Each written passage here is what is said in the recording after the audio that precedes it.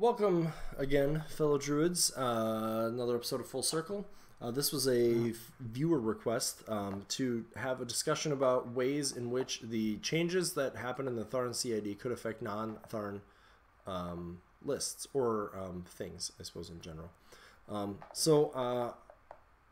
Keep in mind, this is before the Tharn CID. This is before recording this before Lock and Load 2018 and before the Tharn CID is known. So far we only know Iona. We know for sure that most of our living Morbies are being looked at for at minimum Pathfinder, probably for some more changes. We trying to think if there's anything else we know. And then we also have sort of some trends that we can extrapolate from. So from those trends and from, there was a list posted by one of the playtesters. And so what I'm going to make I'll caveat what I'm saying with why I think I'm saying it, and then we'll go from there. So one of the trends has been that huge base, gargantuans have been a feature of CIDs. And so right off the bat, I'm going to talk about one of my favorite models in the faction that I don't really play nearly enough, and that is the Storm Raptor. So let me back up a step. One of the things that's going to change is they're looking at our living beasts, of which the Storm Raptor is one, which is why I decided to step back. Given that they're going to be looking at those already off the top, the themes that can take living beasts are Secret Masters, Call of the Wild, Secret Masters, Call of the Wild, Devourer's Host, and the Wild Hunt. So the only one that can't take living beasts is actually Bones. So all of those themes are going to be, or lists in all of those themes are, potentially going to be affected in some way by this. So I'll talk more specifically about what that means, but I just wanted to caveat that there's some obvious things here that we can extrapolate. So the first thing is the Storm Raptor looking at changes. I could predict for you, how that matters is going to depend. I think huge bases still definitely, gargantuan specifically, definitely still have a place where they're very difficult to what do I want to say? That it's very difficult for them to find their way into lists, so they have to be pretty strong. The Blightbringer's finding its way into lists. Woldrath has been in and out of lists, mostly Baldur 2. In other factions, I think you see Primaxiums. You still see Stormwalls and Hurricanes. You may see the Judicator and Revelator, and I think you're starting to see Khador messing around again with the Victor. What am I leaving out? Helios does show up when Ret shows up, but Ret's kind of not showing up a lot. Trolls do play their kings. So they're actually being out there. I played against the Desert Hydra recently, so I do actually think that a lot of people talk about the huge bases not being that great, but I do think as they're getting tweaked, we're starting to see them get into lists a little bit more. So I do think the Storm Raptor is in line for some changes. Assuming that happens, I'm assuming, I don't necessarily go into what changes is going to happen. My guesses are kind of certainly that it gets Mat 6. The gun may get looked at, the Animus may get looked at, the point costs I really imagine will get looked at. They could obviously go in a few other directions with it as well. But those are the things off the top of my head that I kind of see it doing.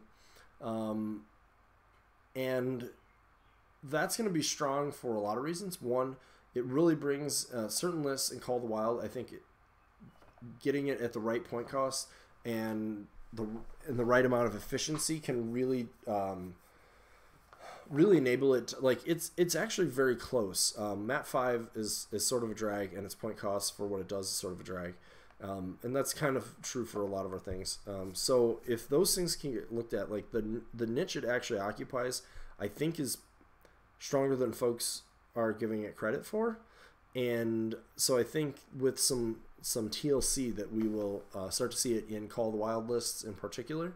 And I say Call of the Wild lists because I think you can play it in Wild Hunt. Giving it tracker is actually kind of cute. But the reason why I think it would be really good in Call of the Wild is because it's still a very hard hit. Well, it's hard enough hitting, as you know, it's going to hit harder than our heavies, generally speaking, especially with any buffs.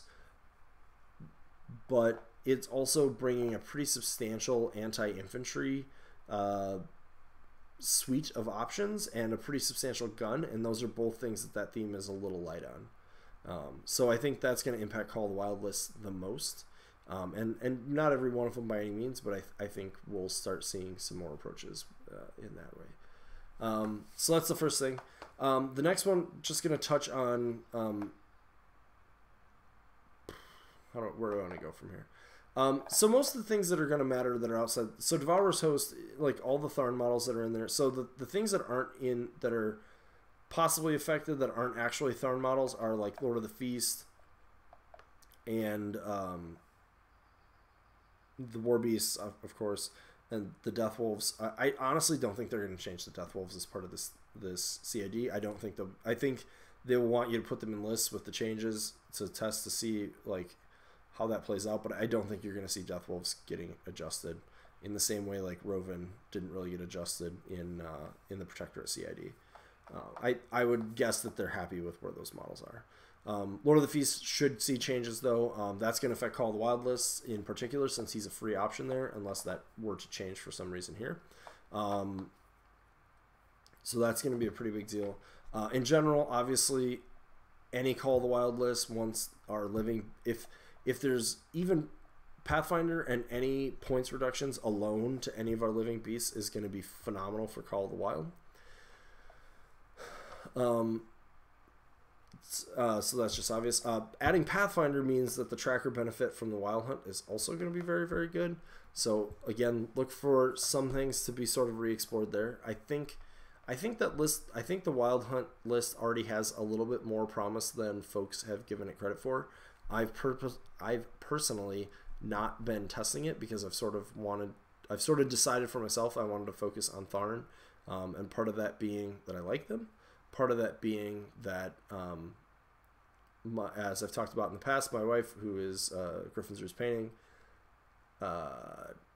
only has so much time between commissions, her own projects, and painting things for me, and I'd rather focus on what I knew was coming out and going to get better as far as the things to get painted. So adding in a bunch of Skinwalkers and Wolves of Orboros and things like that, that's going to be, it's just a choice. There's only so much time.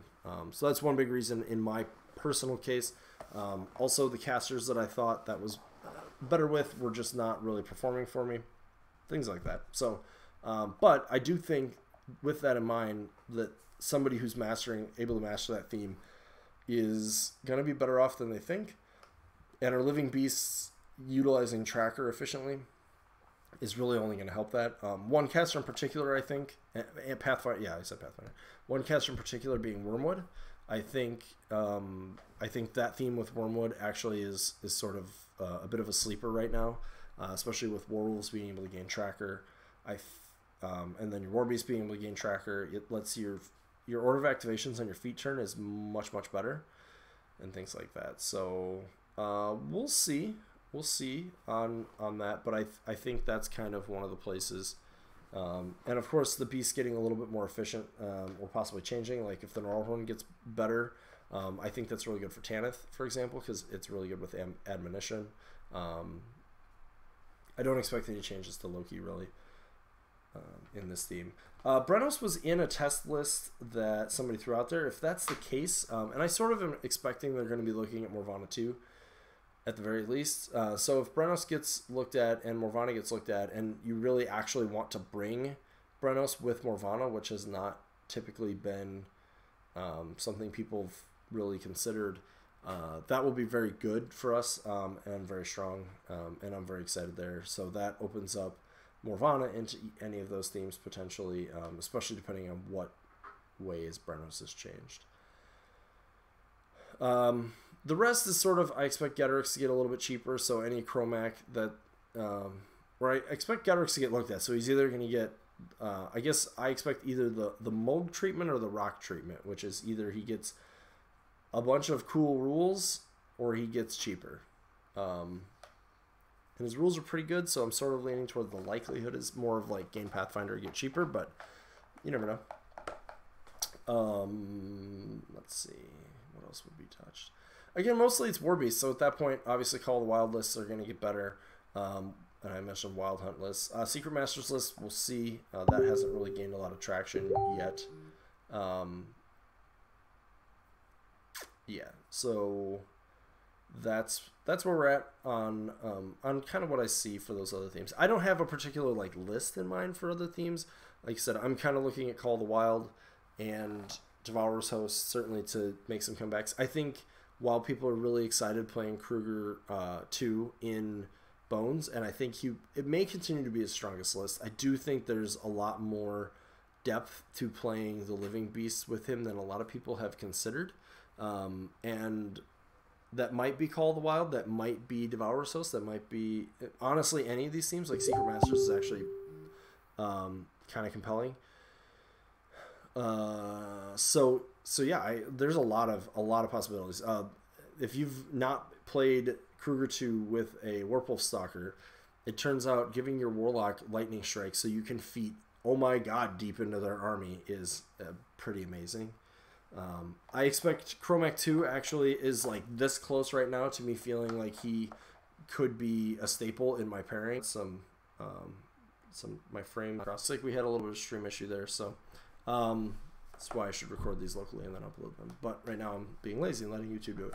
Anyways, I'm going to start wrapping this video up, especially seeing the little bit of weirdness with the stream. But there's a lot of things that I think will get better. I think in general, Circles of Faction will get stronger with this change. And I think that you're going to be able to play really... I really think Bones, Call of the Wild, and Devourer's Host will absolutely be strong enough to play, and I think there'll be some niche picks in the other two themes as well. And maybe an out-of-theme play? I'm not sure. Yeah. So anyways, looking forward to... probably going to have this video released before Lock and Load. So I'm looking forward to...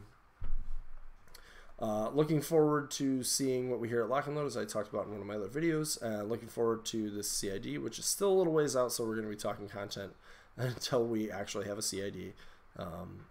So I can't have too many more topics of this like pre-CID stuff. I'm going to have to keep coming up with stuff. So anyways, thanks for watching. If you want to continue some more discussion on this, obviously check out all the social media contacts.